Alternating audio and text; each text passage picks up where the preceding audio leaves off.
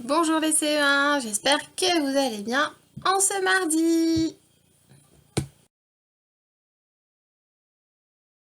Tout d'abord, bravo à vous d'être venus. Lors de la classe virtuelle d'hier, il y avait du monde, presque tout le monde. Chloé était là, Timéo, Tom, Hugo, Owen, Bianca.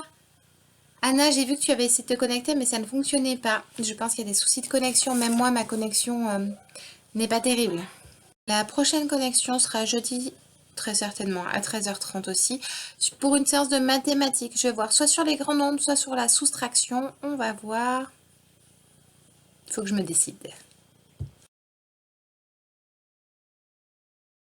Au programme, aujourd'hui, un copie et enquête. Essayez de bien vous appliquer quand vous copiez le texte en respectant la hauteur des lettres. C'est assez important, j'insiste, mais c'est que c'est important. Et puis, pensez bien à faire la phrase réponse en pensant à la majuscule et au point. On poursuit l'apprentissage de la poésie. Continuez de l'apprendre tranquillement à votre rythme, en répétant, en vous aidant de la version audio si vous en avez besoin. Poursuivez le dessin de poésie. Et puis on continue toujours la lecture offerte de Qui a volé la main de Charles Perrault. Et puis Le crime de Cornin Bouchon. Les exercices de numération autour du nombre du jour comme on a fait la semaine dernière. Et puis comparaison de nombres. Je vous ai remis le nombre mystère et puis j'attire votre attention sur les nombres pairs se terminent par 0, 2, 4, 6, 8 et les nombres impairs par 1, 3, 5, 7, 9. Les erreurs sont fréquentes. J'ai corrigé chez plusieurs d'entre vous des erreurs de ce type-là sur ces exercices, même plusieurs d'entre vous. Donc faites attention, lisez bien, tout est important. Et puis je vous ai mis en dernier une petite enquête, voilà. Je n'en dis pas plus, à vous de relever les indices, à vous d'essayer. Il n'y a même pas la solution et la correction. À vous!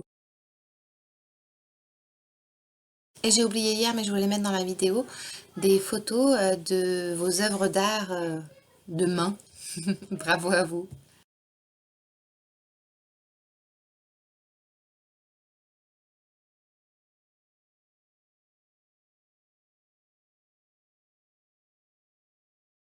Je voulais aussi vous lire les rédactions, les productions d'écrits que certains d'entre vous m'ont envoyées concernant la suite de Cornin-Bouchon. Il fallait imaginer une suite.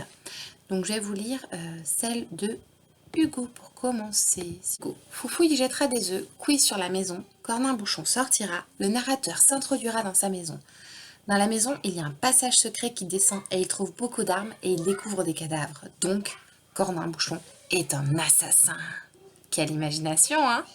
Et maintenant celle de Tom. Vu que demain il doit aller faire ses courses, nous irons chez lui et on trouvera. Peut-être que nous trouverons la petite fille dans le frigo, ou dans sa cave, ou alors sur le toit de sa maison. Je ne sais pas, mais ce qui est sûr, c'est qu'on la trouvera. Et celle de Anna.